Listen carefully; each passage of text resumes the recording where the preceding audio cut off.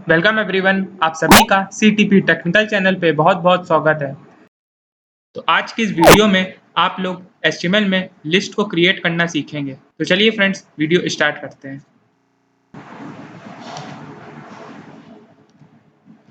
तो जो लिस्ट होती है एचटीएमएल में, ये कुछ इस तरह से दिखती हैं। जैसा कि आप यहाँ देख सकते हैं कि जो टाइप्स ऑफ कंप्यूटर हैं, यहाँ super computer, main frame computer, mini computer, micro computer, फिर इसके बाद जो माइक्रो कंप्यूटर होता है उसके अंदर डेस्कटॉप और लैपटॉप आता है। तो इस हिसाब से आप जो देखते हैं, ये एक लिस्ट होती है एचटीएमएल में। अब देखते हैं फ्रेंड्स, इस लिस्ट को आप एचटीएमएल कोड के जरिए कैसे क्रिएट करेंगे। तो सबसे पहले तो ये समझ लेते हैं, जो एचटीएमएल होता है उसमें कितने तरह की लिस्ट होती हैं। तो जो एचटीएमएल होता है उसमें 3 तरह की लिस्ट होती है। जो पहली होती है वो होती है अनऑर्डर्ड लिस्ट। अनऑर्डर्ड लिस्ट जो होता है, इसे इस टैग से रिप्रेजेंट करते हैं, यूएल टैग से। ये जो लिस्ट होती हैं ये बुलेटेड लिस्ट होती हैं। यहाँ पे जैसा कि आप देख सकते हैं, ये जो लिस्ट बनी हुई है ये एक अनऑर्डर्ड लिस्ट है। इसमें देखिए यहाँ पे बुलेट्स का यूज़ होता है, या स्क्वायर्स का यूज़ होता है, या सर्कल्स का यूज़ होता है। तो ऐसी जो भी लिस्ट होती हैं वो सब अनऑर्डर्ड लिस्ट में आती हैं।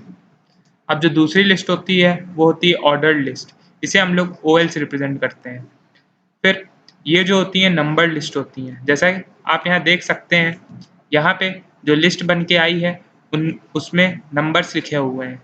तो ऐसी जो भी लिस्ट होती हैं जिनमें नंबर्स लिखे होते हैं, या अल्फ़ाबेट्स लिखे होते हैं, या रोमन नंबर्स लिखे होते हैं, उन सभी को हम लोग ऑर्डर लिस्ट के अंदर रखते हैं। अब आती है डेफिनेशन लिस्ट। ये जो लिस्ट होती हैं ये मोस्टली यूज़ की जाती हैं टर्म्स और डेफिनेशंस के लिए। जैसा कि आप यहाँ देख सकते हैं, यहाँ पे ये जो एचटीटीपी है ये एक टर्म है, और जो हाइपर टेक्स्ट ट्रांसफर प्रोटोकॉल लिखा हुआ है ये एक डेफिनेशन है एचटीटीपी की। फिर ऐसे ही एफटीपी जो है ये एक टर्म है, और जो फाइल ट्रांसफर प्रोटोकॉल है ये इसकी डेफिनेशन है। तो चलिए फ्रेंड्स, अब प्रैक्टिकल करके देखते हैं कि कैसे आप एचटीएमएल कोड के जरिए लिस्ट को क्रिएट कर सकते हैं। तो आप सबसे पहले समझते हैं अनऑर्डर्ड लिस्ट क्या होती है। तो उसके लिए पहले मैं यहाँ अनऑर्डर्ड लिस्ट लिख देता हूँ। तो अब अनऑर्डर्ड लिस्ट को क्रिएट करने के लिए सबसे पहले आपको यहाँ यूएल टैग का यूज़ करना होगा। ये जो यूएल टैग होता है ये अनऑर्डर्ड लिस्ट को डिनोट करता है। फिर इसके बाद आपको एलआई टैग लगाना होगा। ये जो एलआई होता है ये एक एम्प्टी टैग है। इसके अंदर आप जो भी लिस्ट बनाना चाहते हो आप बना सकते हैं। और उससे पहले मैं यहाँ पे फ्रूट्स आर लिख देता हूँ।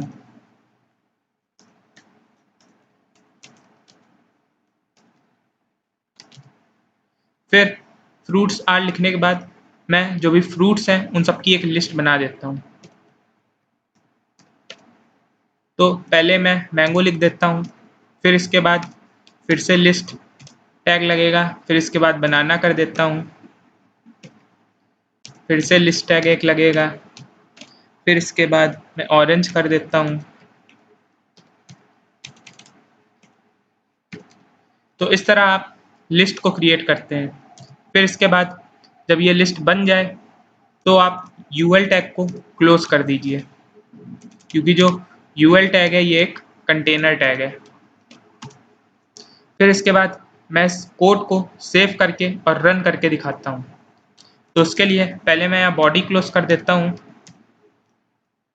फिर इसके बाद HTML क्लोज कर देता हूँ।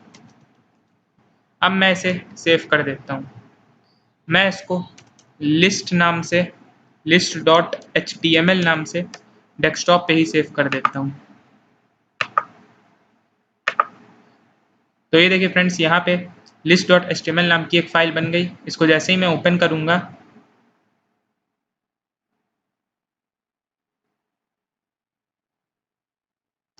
तो ये देखिए फ्रेंड्स, यहाँ पे अनऑर्डर्ड लिस्ट के नीचे ये लिस्ट बन के आ गई। यहाँ पे लिखा है देखिए फ्रूट्स आर, फिर लिखा है मैंगो, बनाना एंड ऑरेंज।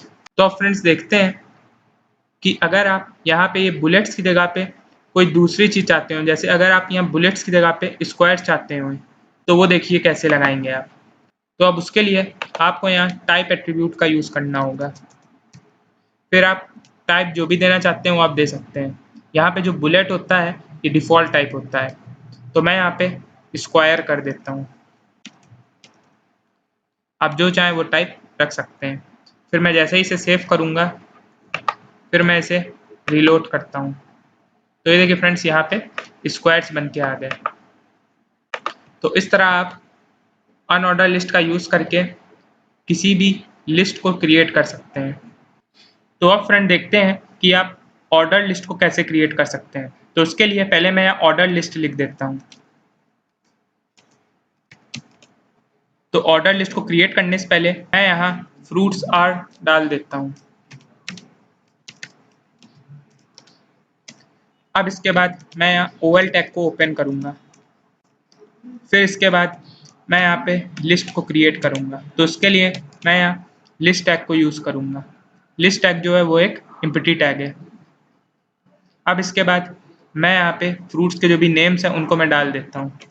तो मैं यहाँ मैंगो कर देता हूँ। फिर इसके बाद बनाना कर देता हूँ।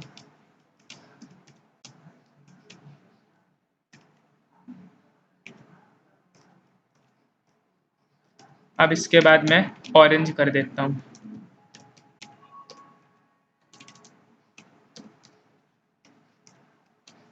फिर इसके बाद मैं यहाँ पे ओएल टैग को क्लोज कर दूंगा। अब इसके बाद मैं इसे सेव करके और रन करके दिखाता हूँ। मैं जैसे ही इसे रीलोड करूँगा, तो ये देखिए फ्रेंड्स यहाँ पे ऑर्डर लिस्ट भी बन के आ गई। तो यहाँ पे बाय डिफ़ॉल्ट इसने नंबर्स को लिया है 1 2 3। तो अगर आप चाहते हैं कि नंबर्स यहाँ पे अल्फ़ाबेट्स आएँ, तो आप वो भी कर सकते हैं। आप यहाँ पे ओएल टाइप को सेट कर सकते हैं। आप यहाँ ओएल टाइप जो डालना चाहे वो आप डाल सकते हैं।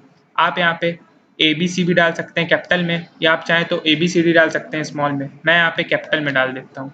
आप अगर स्मॉल डालेंगे तो वो स्मॉल में आएगा। फिर इसके बाद मैं जैसे ही इसे सेव करता हूँ और फिर मैं इसे रिलोड करता हूँ, तो ये देखिए फ्रेंड्स यहाँ पे ABC कैपिटल लेटर में लिख के आ रहा है। तो अब अगर आप चाहते हैं कि यहाँ पे जो ABC है ये A से ना शुरू होकर बल्कि B से शुरू होए, तो वो भी आप यहाँ आसानी से कर सकते हैं। तो उसके लिए मैं यहाँ पे एक स्टार्ट एट्रीब्यूट का यूज़ करूँगा। फिर इसके बाद आप यहाँ पे 2 लिख सकते हैं। तो अब क्या होगा कि ये जो मैंगो होगा ये B से शुरू होगा, फिर BCD ऐसे लिख के आएगा। तो इसे मैं जैसे ही सेव करता हूँ, फिर मैं इस पेज को रिलोड कर देता हूँ। तो ये देखिए फ्रेंड्स यहाँ पे पहले मैंगो जो है उसमें B असाइन हुआ, फिर बनाना को C हुआ, फिर ऑरेंज को D हुआ। तो इस तरह आप नंबरिंग को भी चेंज कर सकते हैं। तो अब फ्रेंड देखते हैं कि आप डेफिनेशन लिस्ट को कैसे क्रिएट कर सकते हैं। तो डेफिनेशन लिस्ट को क्रिएट करने से पहले आपको 2 टर्म पता होना बहुत ही ज़्यादा ज़रूरी है। पहला जो है वो है डेफिनेशन टर्म, जिसे हम लोग DT से डिनोट करते हैं। फिर इसके बाद है डेफिनेशन डिस्क्रिप्शन, जिसे हम लोग DD से डिनोट करते हैं। तो फ्रेंड देखते हैं कि आप इन दोनों टर्म का यूज़ करके कैसे डेफिनेशन लिस्ट को क्रिएट कर सकते हैं। तो सबसे पहले मैं यहाँ पे DL टैग को ओपन कर देता हूँ। फिर इसके बाद मैं यहाँ पे DT टैग को ओपन करूँगा। फिर DT टैग के अंदर मैं HTTP डाल देता हूँ। फिर इसके बाद मैं यहाँ पे DD टैग को ओपन करूँगा। अब DD टैग के अंदर जो भी आपने टर्म लिखा है उसका आप डिस्क्रिप्शन लिख सकते हैं। मैं यहाँ पे HTTP का फुल फॉर्म लिख देता हूँ, हाइपर टेक्स्ट ट्रांसफर प्रोटोकॉल। फिर इसके बाद मैं यहाँ पे फिर से एक DT टैग ओपन करता हूँ। फिर इसके अंदर मैं यहाँ पे FTP डाल देता हूँ। फिर इसके बाद मैं यहाँ पे DD टैग को ओपन करता हूँ। अब इसके अंदर मैं यहाँ पे FTP की फुल फॉर्म लिख देता हूँ, फाइल